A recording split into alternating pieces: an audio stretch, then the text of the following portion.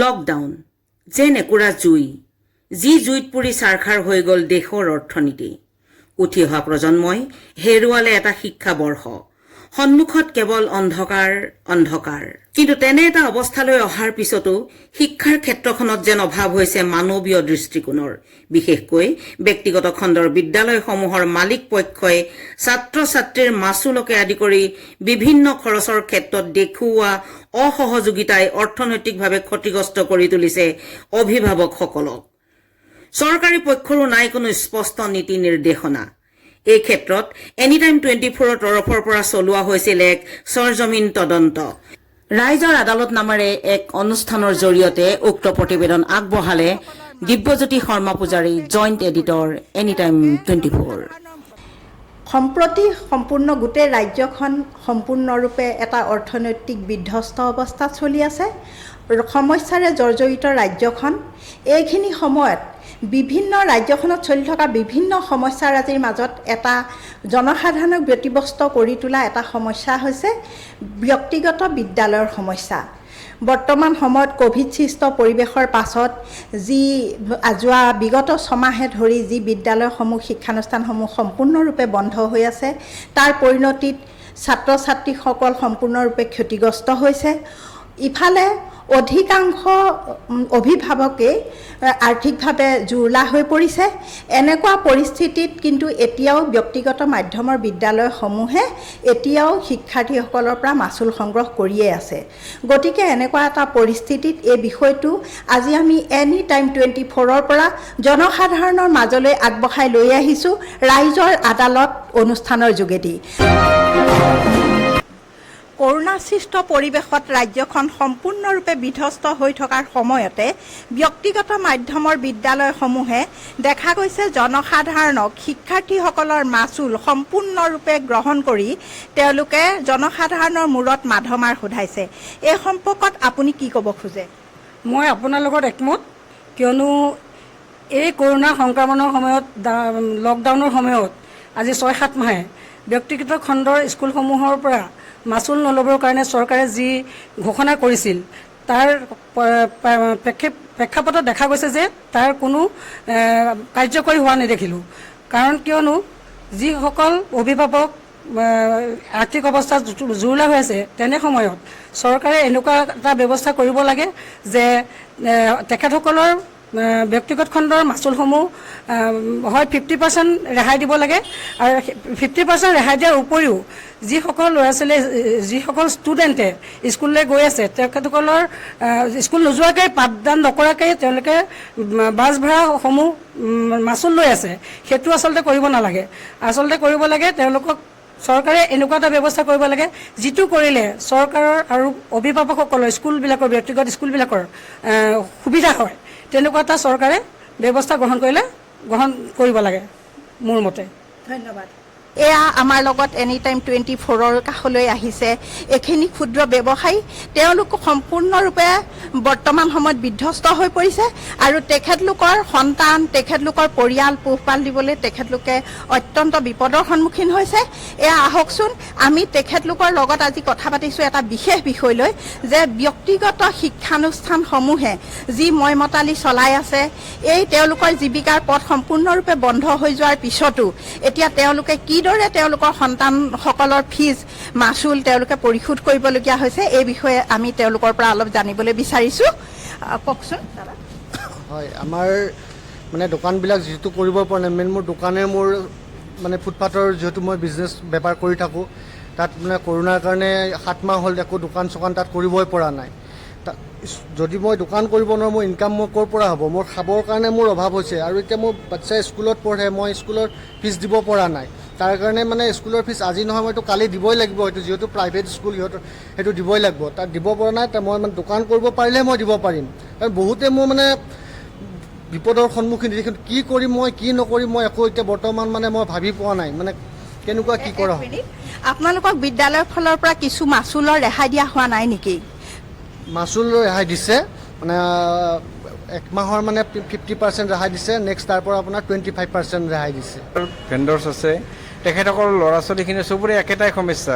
কোনোবা যোনে ঘৰ ভাড়া থাকে তাক মালিকে কৈ আছে কি বোলে আপোনালোকে ঘৰৰ পৰা ওলাই যাওক, তাৰপিছত তেখেতসকলক স্কুলৰ ফিজ দিব নোৱাৰাৰ কাৰণে ল'ৰা ছোৱালীবোৰক কৈছে বোলে আপোনালোকে ফিজ দিয়ক, নহ'লে আপোনালোকৰ স্কুলৰ পৰা ল'ৰা ছোৱালী ওলাই দিয়াৰ ব্যৱস্থা এটা কৰিব পাৰে। এনেকুৱা এটা পৰ্যায়লৈকে যোৱাৰ ব্যৱস্থা হৈ আছে। যদি তেনেকৈ যদি তেখেতসকলে ব্যৱসায় চলাব নোৱাৰে, তেখেতসকলে সেই স্কুলৰ ফিজ বা থকা ঘৰ ভাড়া দিব কেনেকৈ? সেয়ে মই চৰকাৰত, আপোনালোকৰ চেনেলৰ জৰিয়তে চৰকাৰক মই দাবী জনাওঁ যে তেখেতসকলেও অতি সোনকালে আমাৰ ইয়াৰ দৰে এই সাধাৰণ দোকানীৰ ব্যৱস্থা কৰক। আৰু আমাৰ এই যি পাণবজাৰ নেহৰু পাৰ্কৰ আগৰ যিখিনি দোকানী আজি অলয়থনি সেই মাৰ্চ মাহৰ পৰা দোকান কৰিব নোৱাৰি তেখেতসকলৰ পৰিয়াল পোহপাল যে যিটো ব্যৰ্থতা তেখেতসকলে আজিলৈকে ভুগি আছে তাৰ পৰা মুক্ত কৰক। বিষয়ত আপুনি কি ক'ব বিচাৰে? মই এইখিনিকে কওঁ যে এতিয়া যিটো লকডাউনৰ সমস্যাত মানুহবিলাক এনে জৰাজীৰ্ণ অৱস্থাত পৰিছে, তাতে আমি বিভিন্ন ধৰণৰ হেৰিৰ পৰা দেখা পাওঁ, তৰুণ গগৈ চৰকাৰৰ পৰা সৰ্বানন্দ চৰকাৰলৈকে। কিন্তু পেপাৰে পত্ৰই টিভি আমি পাওঁ, কিন্তু এতিয়ালৈকে প্ৰাইভেট বিদ্যালয়বিলাকত, প্ৰাইভেট স্কুলবিলাকত কোনো চৰকাৰে নাকি লগাবলৈ সক্ষম হোৱা নাই। আৰু সেইকাৰণে আমি এতিয়া আমাৰ পেপাৰে টিভিয়ে পালেও আমি মোৰ নিজে এজন অভিভাৱক, মোৰ নিজৰ ল'ৰা ছোৱালী পঢ়ি আছে, কিন্তু আমি যেতিয়া স্কুললৈ যাওঁ কোনোতো তেনেকুৱা ৰেহাই কথা আমি আজিলৈকে পোৱা নাই। আৰু আমি সেইখিনি ক্ষেত্ৰত আমি যদি স্কুলতো কওঁ, কিন্তু কোনো তেখেতলোকৰ কয় যে আমাৰ ডাইৰেক্টৰে জানে, আমাৰ প্ৰিন্সিপালে জানে, সেইখিনিতে তেখেতলোকে সীমাবদ্ধ থাকে আৰু আমি সেইটো হিচাপত আমি গোটেই পে'মেণ্ট কৰিবলগীয়া হয়। আপুনি ৰাজ্য চৰকাৰে কেনেকুৱা সিদ্ধান্ত দিয়া উচিত বুলি ভাবে? নহয়, এই ক্ষেত্ৰতো এতিয়া যিটো কৰোণাৰ কাৰণে যিটো হ'ল, যিটো মহামাৰী ৰোগৰ পৰা আমি বিভিন্ন ধৰণৰ মানুহে এতিয়া খোৱা লোৱা কথাকে চিন্তা কৰিব পৰা নাই, সেই ক্ষেত্ৰতো আমাক বিভিন্ন ধৰণৰ পৰা আনটো নহ'লেও 30% ৰেহাইও যদি দিয়ে, আমাৰ যদি লাইব্ৰেৰী ফিজ কিবা, এতিয়া আমি যিটো জানো যে স্কুল বাছটো চলিলে তেখেতলোকৰ যদি স্কুলত যায় তেখেতলোকৰ পেট্ৰলৰ খৰচ আছে, ড্ৰাইভাৰ খৰচ আছে, আমাৰ সেইখিনি লওক। কিন্তু আমাৰ ক্লাছ নোহোৱা আৰু হেৰি নোহোৱা যিখিনি বস্তু তেখেতলোকৰ প্ৰয়োজন নহয় আৰু সেই বস্তুখিনি আমাক ৰেহাই দিয়ক, তেতিয়া আমি নিশ্চয় আমি চৰকাৰকো ধন্যবাদ জনাম।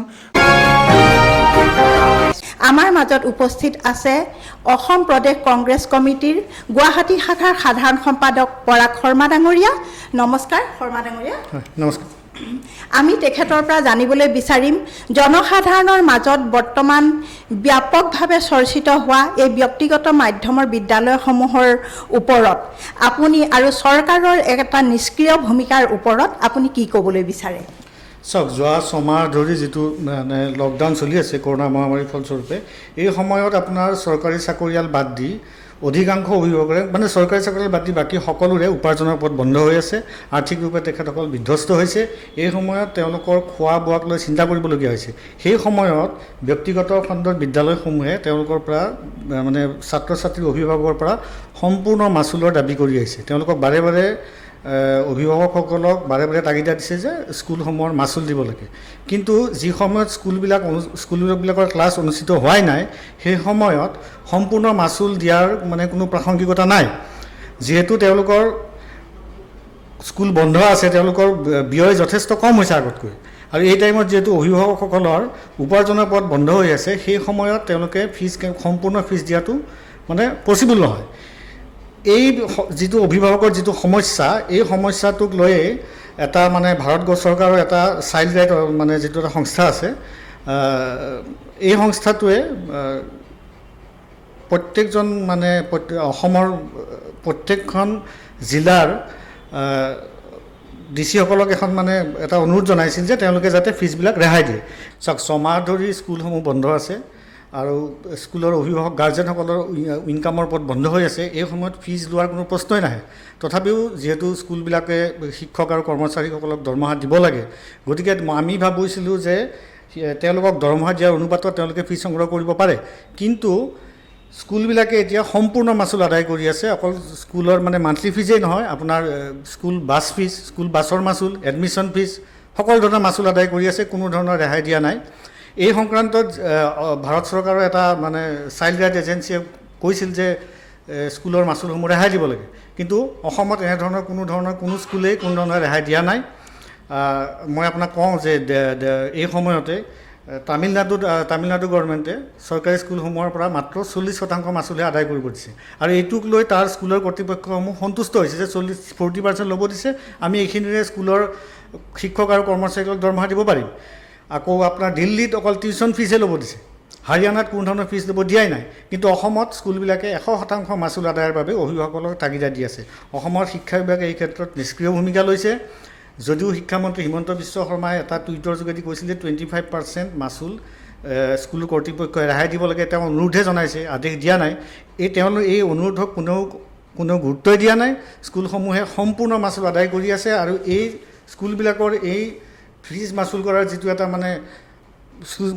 মানে হেৰি কৰিছে, এইটোৰ কাৰণে অভিভাৱকসকল যথেষ্ট বিপদত পৰিছে আৰু ছাত্ৰ ছাত্ৰীসকলৰ এটা শিক্ষাবৰ্ষ নষ্ট হোৱাৰ এটা মানে পৰিৱেশ সৃষ্টি হৈছে। এইখিনিতে আমাৰ ফালৰ পৰা আমাৰ মনত এটা প্ৰশ্ন উদয় হৈছে, যিহেতু অসমৰ অধিকাংশ বিদ্যালয়ে কিন্তু ভাড়াগৃহত চলি আছে, গতিকে একোখন বিদ্যালয়ৰ পৰা যদি সম্পূৰ্ণৰূপে এনেকৈ যদি মাচুল যদি ৰেহাই দিয়া হয়, তেনেহ'লে বিদ্যালয়ত যিখিনি শিক্ষক শিক্ষয়িত্ৰী নিয়োজিত হৈ থাকে কৰ্মত, তাৰোপৰি যিখিনি মেইনটেনেঞ্চ হিচাপত যিখিনি খৰচ পাতি হ'ব লগা আছে, সেইখিনি যদি শিক্ষাৰ্থীৰ পৰাই মাচুল তুলি চলি থকা বিদ্যালয়সমূহে সেইখিনি মাচুল গ্ৰহণ নকৰে, তেনেহ'লে বিদ্যালয়বিলাক কেনেকৈ চলিব? নহয় চাওক, তেওঁলোকৰ এটা ফিক্স এক্সপেণ্ডিচাৰ আছেই, কিন্তু সেইখিনিয়ে নহয়, তেওঁলোকে যথেষ্ট লাভো কৰে আৰু তেওঁলোকৰ বহুত ধৰণৰ শিতানত তেওঁলোকৰ এতিয়া খৰচা হোৱা নাই। যেনেকৈ ধৰক ইলেক্ট্ৰিচিটি বিল ইমানখিনি যোৱা নাই, তাৰপিছত আপোনাৰ game fees, library fees, computer fees, এইবিলাক তেওঁলোকৰ খৰচ হোৱা নাই। গতিকে তেওঁলোকে কিন্তু এইবিলাক বাদ দিও পেলাইও তেওঁলোকে তেওঁলোকৰ খৰচৰ অনুপাতত এটা মাচুল সংগ্ৰহ কৰিব পাৰে, সেইটোত আমিও আপত্তি কৰা নাই। সকলোৱে বিচাৰে যে শিক্ষক আৰু কৰ্মচাৰীসকলে দৰমহা পাওক, কিন্তু সেই অনুপাতত যদি তেওঁলোকে ফিজ সংগ্ৰহ কৰে কাৰো আপত্তি কৰিবলগীয়া নাই। কিন্তু তেওঁলোকে অলপো কোনো ধৰণৰ ৰেহাই নিদিয়াকৈ 100% মাচুল আদায় কৰিছে আৰু সকলোতকৈ আপুনি আচম্বিত হ'ব যে তেওঁলোকে যি সময়ত বাছৰ চকা 1 ইঞ্চিও ঘূৰা নাই, স্কুল বাছৰ মাচুল আদায় কৰিছে। গতিকে ইমানখিনি মাচুল দিয়াৰ কোনো প্ৰশ্ন নুঠে। আৰু অভিভাৱকসকলে দিব ক'ৰ পৰা? 3 মাহ 4 মাহ সম্পূৰ্ণ লকডাউন আছে, তেওঁলোকৰ উপাৰ্জনৰ পথ সম্পূৰ্ণ বন্ধ হৈ আছে, তেওঁলোকে চুৰ ডকাইতি কৰি আনি দিলেহে হ'ব। গতিকে এইটো সম্পূৰ্ণ নীতিবিৰুদ্ধ কথা। এইখিনিতে আৰু এটা প্ৰশ্ন উদয় হয়, আপোনালোকে ভাবে নেকি, আমি বিভিন্ন জনসাধাৰণৰ মাজত ইতিমধ্যে এনি টাইম 24ৰ পৰা আমি বিভিন্ন জনসাধাৰণৰ মাজলৈ গৈছিলোঁ, বহুত সংখ্যক লোকে আমাক অভিযোগ কৰিছে যে বৰ্তমানৰ শিক্ষামন্ত্ৰী একেবাৰে অপ্ৰয়োজনীয় অলাগতিয়াল শিক্ষামন্ত্ৰী হিচাপে তেখেতে জনসাধাৰণৰ কাৰণে কোনো চিন্তা চৰ্চা নকৰে। আপুনি এই সম্পৰ্কত কি কয়? নহয় চাওক, এই সময়ত তেওঁৰ শিক্ষা বিভাগে এটা ভূমিকা লোৱাটো অতিশয় প্ৰয়োজনীয় আছিল। এনেকুৱা নহয় যে অকল স্কুলৰ অভিভাৱকসকলেই সমস্যাৰ সন্মুখীন হৈছে, স্কুলবিলাকো সমস্যাৰ সন্মুখীন হৈছে। কাৰণ যিবিলাক অভিভাৱকৰ উপাৰ্জনৰ পথ বন্ধ হৈছে, সেই অভিভাৱকসকলে কোনো ধৰণৰ মাচুল প্ৰদান কৰা নাই, কাৰণ নোৱাৰে। গতিকে তেওঁলোকৰো সমস্যা হৈছে। গতিকে এই সময়ত উচিত আছিল শিক্ষামন্ত্ৰীয়ে মধ্যস্থতা কৰি অভিভাৱক আৰু স্কুল কৰ্তৃপক্ষৰ মাজত মধ্যস্থতা কৰি এটা ফিজ নিৰ্ধাৰণ কৰি দিয়াটো অতিশয় প্ৰয়োজনীয় আছিল, যাতে স্কুলবিলাকো বাচিব পাৰে আৰু অভিভাৱকসকলেও নিজৰ ল'ৰা ছোৱালীৰ শিক্ষা অব্যাহত ৰাখিব পাৰে। কিন্তু সম্পূৰ্ণ নিষ্ক্ৰিয় ভূমিকা লৈছে। এইটো এইকাৰণেই হৈছে, অসম চৰকাৰৰ যিমানবিলাক গুৰুত্বপূৰ্ণ বিভাগ আছে সকলোবিলাক তেখেতে অকলেই চলাইছে। স্বাস্থ্য, শিক্ষা, আপোনাৰ বিত্ত বিভাগ, গড় ৰপ্তানি বিভাগ, এই সকলোবিলাক বিভাগ এজন মানুহে চলোৱাটো সম্ভৱপৰ নহয়। আপোনালোকে জানে অসমীয়াত এটা জতুৱা ঠাঁচ আছে, পঢ়ে পঢ়ুৱাই ৰুৱে পাণ, এই তিনিজনে নিশ্চিন্তে আন। গতিকে শিক্ষাৰ লগত জড়িত থকা মানুহজনে আন চিন্তা কৰিব নালাগে। গতিকে শিক্ষামন্ত্ৰী হ'লে তেখেতে অকল শিক্ষা বিভাগটোৱে চলাব লাগে, অন্য বিভাগ চলাব নালাগে। গতিকে মই ভাবোঁ শিক্ষা বিভাগটো এজন এনেকুৱা মানুহক দিব লাগিছিল যিজন অকল সেইটো বিভাগৰে মন্ত্ৰী হয় আৰু সেইটো বিভাগতে মনোনিৱেশ কৰে। তেনেকুৱা হোৱা হ'লে আজি শিক্ষা বিভাগটোৰ এনেকুৱা দুৰৱস্থা নহ'লে হয়। সম্পূৰ্ণ অৰাজক পৰিৱেশৰ সৃষ্টি হৈছে, শিক্ষামন্ত্ৰী শিক্ষা বিভাগ চলোৱাত সম্পূৰ্ণৰূপে বিফল। কেৱল শিক্ষাৰ লগত জড়িত থকা ব্যক্তিয়েহে শিক্ষামন্ত্ৰীৰ দায়িত্ব ল'ব লাগে আৰু কেৱল শিক্ষা বিভাগটোৱে অকলে চলাবলৈ আমাক এজন অকলশৰীয়াকৈ কেৱল শিক্ষাৰ দায়িত্ব লোৱা মন্ত্ৰী লাগে। এই কথাষাৰ আপুনি এটা বহুত ডাঙৰ কথা ক'লে। এই কথাষাৰ আচলতে কেৱল আপোনাৰ কথা নহয়, এইটো অসমৰ জনসাধাৰণৰ প্ৰতিজন ৰাইজৰ মনৰ কথা।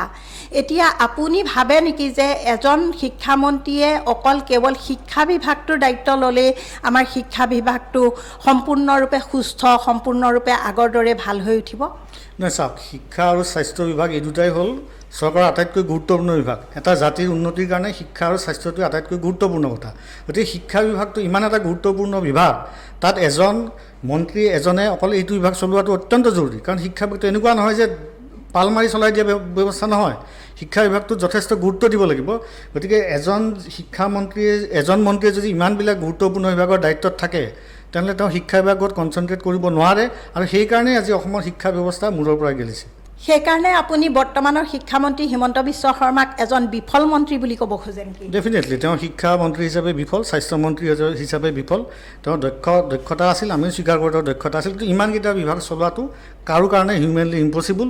তেওঁ যদি অকল স্বাস্থ্যমন্ত্ৰী বা শিক্ষামন্ত্ৰী থাকিলে হয় তেওঁ হয়তো সফল হ'ব পাৰিলে হয়, কিন্তু তেওঁ স্বাস্থ্য, শিক্ষা, বিত্ত, গড়কপ্তানি সকলো ইমানবিলাক ইম্পৰ্টেণ্ট বিভাগৰ মন্ত্ৰী, গতিকে তেওঁ কোনো এটা বিভাগতো সফল হ'ব পৰা নাই। আৰু যিহেতু এটা বিভাগতো সফল হ'ব পৰা নাই, তেওঁ ডেফিনেটলি ক'ব লাগিব তেওঁ এজন বিফল মন্ত্ৰী। আৰু এইখিনিতে আমাৰ মাজত আৰু এটা প্ৰশ্ন ৰাইজৰ মনত উদয় হৈছে যে চৰকাৰৰ নিয়ন্ত্ৰণহীনতা, ব্যক্তিগত মাধ্যমৰ বিদ্যালয়ত চৰকাৰৰ নিয়ন্ত্ৰণহীনতা, যিটোৰ কাৰণে ৰাজ্যখনত কাঠফুলাৰ দৰে অহৰ্নিশে নতুন নতুন একোখন ব্যক্তিগত মাধ্যমৰ বিদ্যালয় গজি উঠিছে, কাঠফুলাৰ দৰে গজি আহিছে ক্ৰমাৎ। ই আমাৰ কেৱল সামাজিক ক্ষেত্ৰতেই নহয়, ই বৰ্তমান আমাৰ মাতৃভাষা এই সংকটতো ই এটা অৰিহণা যোগাইছে বুলি ক'ব পাৰি। গতিকে তেনেকুৱা ক্ষেত্ৰত আমি জানো যে আপুনি বহুত পূৰ্বৰে পৰা এইটো দিশত আপুনি বহুতো আলোচনা অংশগ্ৰহণ কৰিছে, আপুনি এই ক্ষেত্ৰত কিছু ভূমিকা গ্ৰহণ কৰি আহিছে। এই ক্ষেত্ৰত আমি আপোনাৰ পৰা জানিব খোজোঁ, যিটো আপুনি কৈছিল যে 2008তে হিমন্ত বিশ্ব শৰ্মা, 2006ত হিমন্ত বিশ্ব শৰ্মা যেতিয়া শিক্ষামন্ত্ৰী আছিল, তেখেতে কৈছিল যে ব্যক্তিগত মাধ্যমৰ শিক্ষানুষ্ঠানসমূহক নিয়ন্ত্ৰণ কৰা হ'ব, কিন্তু আজিকো প্ৰতি সেই নিয়ন্ত্ৰণ হোৱা দেখা নগ'ল। গতিকে এই ক্ষেত্ৰত আপুনি কি ক'ব খোজে? 2006তে নন গভৰ্ণমেণ্টেল এডুকেশ্যন ইনষ্টিটিউশ্যনক কণ্ট্ৰল কৰাৰ কাৰণে এখন আইন গৃহীত হৈছিল, কিন্তু তাত যিমানবিলাক দফা আছে গোটেইবিলাক ভাল। ব্যক্তিগত শিক্ষা অনুষ্ঠানসমূহক নিয়ন্ত্ৰণ কৰাৰ কাৰণে তাত উপযুক্ত যিমান দফা থাকিবলগীয়া আছে, কিন্তু এই আইনখন ইমপ্লিমেণ্ট কৰা হোৱা নাই। মই এখন RTI কৰিছিলোঁ, তাতে সুধিছিলোঁ যে RTIত সুধিছোঁ যে এই আইনখনৰ অধীনত কাক কাক দোষী সাব্যস্ত কৰা হৈছে। তেতিয়া RTIৰ মোক এনচাৰ আহিল শিক্ষা বিভাগৰ পৰা যে কাকো এতিয়ালৈকে দোষী সাব্যস্ত কৰা হোৱা নাই।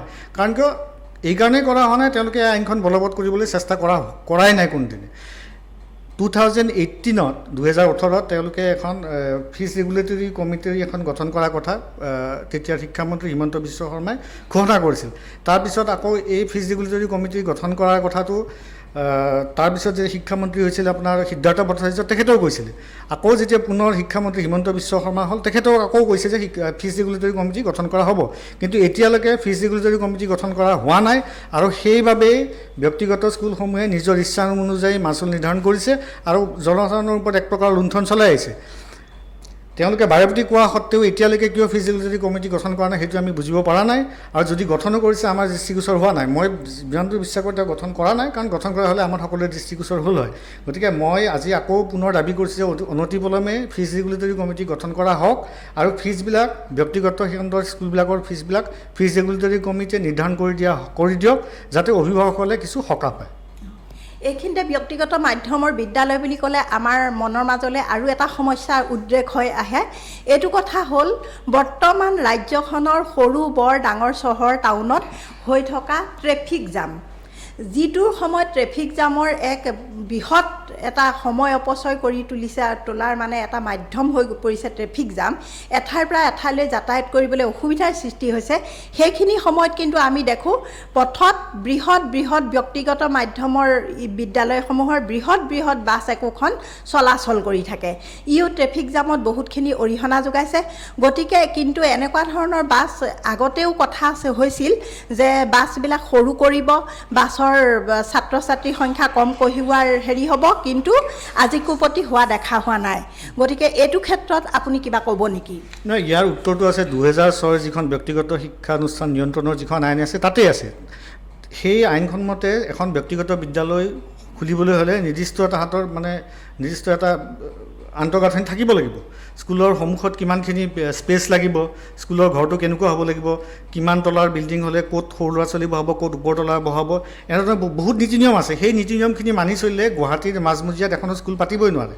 এতিয়া ভাড়াঘৰলৈ যেনেকৈ স্কুলবিলাক চলাই আছে, সন্মুখত স্পেচ নাই, ঠেক ৰাস্তাৰ সন্মুখত স্কুল বহাইছে, গতিকে এইবিলাকতো হ'বই নোৱাৰে নিয়মমতে। সেই আইনখন ফ'ল' কৰিলে এইবিলাক ট্ৰেফিক জামৰ এইবিলাক কথা নাহেই।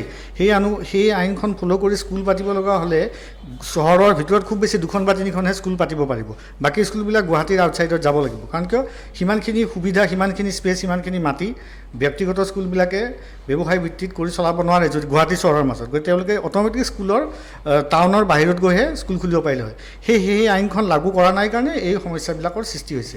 সেই আইনখনৰ সম্পূৰ্ণৰূপে উলংঘা কৰা হৈছে। কোনো এটা সেই আইনত থকা এটা নীতি নিৰ্দেশনাও ব্যক্তিগত স্কুলবিলাকে মানি নচলে। ব্যক্তিগত মাধ্যমৰ বিদ্যালয়সমূহৰ এই মতালি প্ৰকৃততে বৰ্তমান সময়ত ৰাজ্যখনৰ বাবে এক বিভীষিকা কঢ়িয়াই আনিছে। গতিকে ধন্যবাদ পৰাগ শৰ্মা ডাঙৰীয়া। আমি আপোনাৰ লগতে আমিও নিজে আশা কৰিছোঁ, আমিও এনি টাইম 24ৰ পৰা জনসাধাৰণৰ মত হিচাপে আমি বিষয়টো ৰাইজৰ আদালতলৈ আগবঢ়াই নিছোঁ আৰু আমি এই ক্ষেত্ৰত চৰকাৰকো অনুৰোধ কৰিছোঁ যে ব্যক্তিগত খণ্ডৰ বিদ্যালয়সমূহক যি নিয়ন্ত্ৰণ নোহোৱা পৰিস্থিতিৰ সৃষ্টি হৈছে তেওঁলোকক নিয়ন্ত্ৰণৰ আওতালৈ আনিবলৈ চেষ্টা কৰিব লাগে। আৰু লগতে কৰোণা সৃষ্ট পৰিৱেশত যিখিনি বিধ্বস্ত অভিভাৱক, যিখিনিয়ে শেহতীয়াকৈ ফিজখিনি মাচুলৰ কাৰণে তেওঁলোকে বহুত এটা বিপদৰ সন্মুখীন হৈছে, গতিকে এই ক্ষেত্ৰত বিচাৰ বিবেচনা কৰি ছাত্ৰ ছাত্ৰীসকলৰ শিক্ষাৰ্থীৰ জীৱনটো যাতে ভয়াৱহ সংকটৰ মুখলৈ আগবঢ়াই নিনিয়ে তাৰ বাবে আমি তেখেতলোকক উপযুক্ত সহায় সহযোগিতা আগবঢ়োৱাৰ বাবে আহ্বান জনাইছোঁ। আপোনালোকে কেনেকুৱা ধৰণে ফিজৰ বৰ্তমান সময়ত যিটো মাচুলৰ কথা প্ৰশ্ন আহি পৰিছে, আপোনালোকে প্ৰকৃততে মাচুলৰ নিৰিখটো কেনেকুৱা হোৱা বিচাৰে যেতিয়ালৈকে আমাৰ এই কৰোণাৰ এই বিধ্বস্ত পৰিৱেশ এটা মানে বিৰাজ কৰি থাকে? চাওক, এই লকডাউনৰ সময়তো শিক্ষক কৰ্মচাৰীসকলক দৰমহা দিবই লাগিব, সেইটো আমিও স্বীকাৰ কৰোঁ, সকলোৱে স্বীকাৰ কৰে।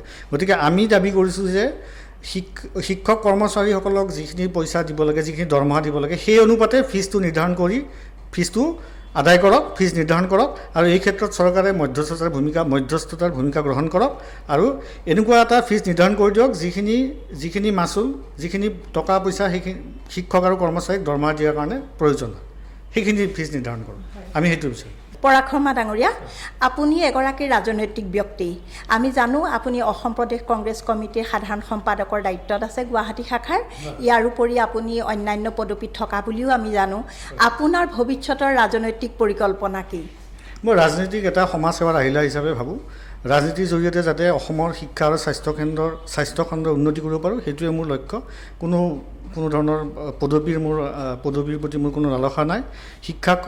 ৰাজনীতিক মই সমাজ সেৱাৰ এটা আহিলা হিচাপে গণ্য কৰোঁ আৰু সেই হিচাপে মই কাম কৰি যাম। আপুনি কংগ্ৰেছ দলত কেতিয়াৰ পৰা আছে? কংগ্ৰেছত মই 2019ৰ পৰা আছোঁ। তাৰ আগতে মই আম আদমী পাৰ্টী অসমৰ সাধাৰণ সম্পাদক দায়িত্বত আছিলোঁ। যিহেতু আপৰ বৰ্তমান সময়ত অসমত বৰ এটা অৱস্থিতি ভাল নহয়, সেইকাৰণে মই কংগ্ৰেছ দলত যোগদান কৰোঁ। আপুনি কংগ্ৰেছ দলত যে জইন কৰিছে, তাৰমানে আপুনি কংগ্ৰেছ দলৰ মতামতত আপুনি বিশ্বাসী? আপুনি ভাবেনে যে 2021ৰ নিৰ্বাচনত কংগ্ৰেছ দলে বিজয়ী হ'ব পাৰিব বা কংগ্ৰেছ দলে এটা জনসাধাৰণৰ মাজত এটা সবল স্থিতি গ্ৰহণ কৰিব পাৰিব? কাৰণ বিগত 15 বছৰ শাসন কৰি অহাৰ পিছতো কংগ্ৰেছ দল যোৱাটো বিধানসভাত বা যোৱাটো ৰাজ্যসভাতো সম্পূৰ্ণৰূপে বিধ্বস্ত হৈ পৰিছিল। গতিকে এই ক্ষেত্ৰত আপুনি 2021ক লৈ কি আশা কৰে? 2021ত কংগ্ৰেছৰ চৰকাৰ গঠন হ'ব, যিহেতু বিজেপি চৰকাৰ সম্পূৰ্ণৰূপে বিফল। তেওঁলোকৰ সাম্প্ৰদায়িক যিটো ৰাজনীতি আছে সেয়া ৰাইজে প্ৰত্যাখ্যান কৰিছে আৰু 2021ত কংগ্ৰেছৰ চৰকাৰ গঠন হোৱাটো নিশ্চিত। আপুনি যে ক'লে যে বিজেপি দল সম্পূৰ্ণৰূপে বিফল, আপুনি সেই বিফলতাৰ মাপকাঠি কেনেকৈ জুখিছে? আপুনি বিজেপিক কি কাৰণত বিফল বুলি কৰিব খোজে? চাওক, নিবনুৱা সমস্যা, নিবনুৱাৰ হাৰ বৃদ্ধি পাইছে। শিক্ষা, স্বাস্থ্য সকলো ক্ষেত্ৰতে বিফল। ৰাইজৰ আৰ্থিক স্থিতি যথেষ্ট দুৰ্বল হৈছে। কংগ্ৰেছৰ দিনত ৰাইজে ইমান আৰ্থিক দুৰৱস্থাৰ সন্মুখীন হোৱা নাছিল। এইখিনিয়ে প্ৰমাণ কৰে যে বিজেপি দল সম্পূৰ্ণৰূপে বিফল। জনসাধাৰণে কয় কংগ্ৰেছ দল ভ্ৰষ্টাচাৰী, আপুনি কি কয়? হয়, এটা সময়ত অভিযোগ উঠিছিল, কিন্তু এতিয়া সেই ভ্ৰষ্টাচাৰীখিনি বিজেপি দললৈ গৈছে। কংগ্ৰেছ এতিয়া মুক্ত, ভ্ৰষ্টাচাৰৰ পৰা মুক্ত। কংগ্ৰেছ দলৰ ভ্ৰষ্টাচাৰৰ সুবিধা লৈয়ে আজি বিজেপিয়ে শাসনভাৰলৈ আহিবলৈ সক্ষম হ'ল। এই ক্ষেত্ৰত আপুনি কি কয়? হয়, তেখেতসকলে সেনেকৈ কৈছিলে। তেখেতে নিকা আৰু ভ্ৰষ্টাচাৰমুক্ত অসম গঢ়িম বুলি কৈছিলে, শূন্য সহনশীলতাৰ কথা কৈছিলে। কিন্তু এতিয়া দেখা পাইছে এছ আই কেলেংকাৰী যিটো আছে গোটেই ৰাজ্য জোকাৰি গৈছে। আৰু মই কওঁ আপোনাক, আমাৰ কংগ্ৰেছ দলত যিখিনি ভ্ৰষ্টাচাৰী নেতা আছিল সেইখিনিয়ে গৈ এতিয়া বিজেপি দল নিয়ন্ত্ৰিত কৰিছে। গতিকে ভ্ৰষ্টাচাৰী যিখিনি নেতা আছিল সেইখিনি বিজেপি দলত আছে আৰু বিজেপিয়ে এতিয়া ভ্ৰষ্টাচাৰৰ ক্ষেত্ৰত কংগ্ৰেছক অতিক্ৰমি গৈছে। আপুনি ভ্ৰষ্টাচাৰী নেতাই আহি কংগ্ৰেছ দলটো বিধ্বস্ত কৰিলে বুলি যিটো অভিযোগ আনিলে সেইটোৱেদি আপুনি সম্পূৰ্ণৰূপে আঙুলিয়াই দেখুৱালে এজন আমাৰ শিক্ষামন্ত্ৰী স্বাস্থ্যমন্ত্ৰী হিমন্ত বিশ্ব ডাঙৰীয়ালৈ গতিকে আপুনি ক'ব খোজে নেকি যে যিটো যোৱা নিৰ্বাচনত যিটো কংগ্ৰেছ দলে যিটো ক্ষতিগ্ৰস্ত হ'ল সেই ক্ষতিগ্ৰস্ততা আঁৰত হিমন্ত বিশ্ব শৰ্মা ডাঙৰীয়াই নেকি বাৰু সেনেকুৱা নহয় বিজেপি দলৰ পৰা যথেষ্ট অপপ্ৰচাৰ চলোৱা হৈছিল কংগ্ৰেছক লৈ কিন্তু ৰাইজে এতিয়া বুজি পাইছে প্ৰকৃততে ভ্ৰষ্টাচাৰী কোন আৰু অহা নিৰ্বাচনত পুনৰ ৰাইজে কংগ্ৰেছক আঁকোৱালি ল'ব শূন্য সহনশীলতা আৰু যিটো এতিয়া নতুনকৈ এছআই কেলেংকাৰীয়ে সমগ্ৰ ৰাজ্যখন জোকাৰি গৈছে আপোনালোকৰ কংগ্ৰেছ দলৰ এইবাৰ নিৰ্বাচনত এই দুটা ইছ্যু হ'ব নেকি বাৰু এইটো আমি ইছ্যু কৰাৰ কথা নহয় ৰাইজৰ এইটো কনচাৰ্ণ হয় ৰাইজে এই ঘটনাটোক লৈ ৰাইজে যথেষ্ট ক্ষুভিত হৈছে গতিকে ৰাইজৰ ক্ষোভক আমি এনেও আগবঢ়াই নিমেই গতিকে আমি ভাবোঁ অহা ইলেকশ্যনত এই বিষয়টো যথেষ্ট গুৰুত্বপূৰ্ণ ভূমিকা ল'ব আৰু আমি ৰাইজৰ ক্ষোভক উত্থাপন কৰিম শক্তিশালীভাৱে তেনেহ'লে এইবাৰ কংগ্ৰেছ দলৰ ইছ্যু কি হ'ব নিৰ্বাচনী ইছ্যু কি হ'ব বিজেপিৰ ভ্ৰষ্টাচাৰ সাম্প্ৰদায়িকতা যিটো নিবনুৱা সমস্যা বিজেপিৰ দিনত যিটো নিবনুৱা সমস্যা ৰাৰ কৰি উঠিছে এইখিনিয়ে আৰু শিক্ষা আৰু স্বাস্থ্যখণ্ডত যিটো বিফলতা এইখিনিয়ে মেইন ইছ্যু হ'ব ইলেকশ্যনত ধন্যবাদ পৰাগ শৰ্মা ডাঙৰীয়া আজি আপুনি এনি টাইম 24ৰ লগত এইখিনি সময় আৰু এইখিনি সহযোগিতা আগবঢ়োৱাৰ বাবে আমাৰ ফালৰ পৰা আপোনাক ধন্যবাদ জ্ঞাপন কৰিলোঁ আশা কৰোঁ অহাবাৰ নিৰ্বাচনৰ পিছত আমি আকৌ এনেদৰে লগ হ'ম 2021ত আপুনি আশা কৰাৰ দৰে আপোনালোক শুভ ফল লাভ কৰিবলৈ সমৰ্থ হওক আমাৰ এনি টাইম 24ৰ পৰা আপোনালোকলৈ অশেষ শুভেচ্ছা আৰু আশা ৰাখিলোঁ প্ৰিয় দৰ্শক আজিৰ ৰাইজৰ আদালতত আমি ইমানতে সামৰণি মাৰিলোঁ অহা সপ্তাহত আকৌ আমি একেদৰে ৰাইজৰ আদালতত পুনৰ একোজন অতিথি আৰু এটা ইছ্যু লৈ আপোনালোকৰ লগত লগ হ'ম নমস্কাৰ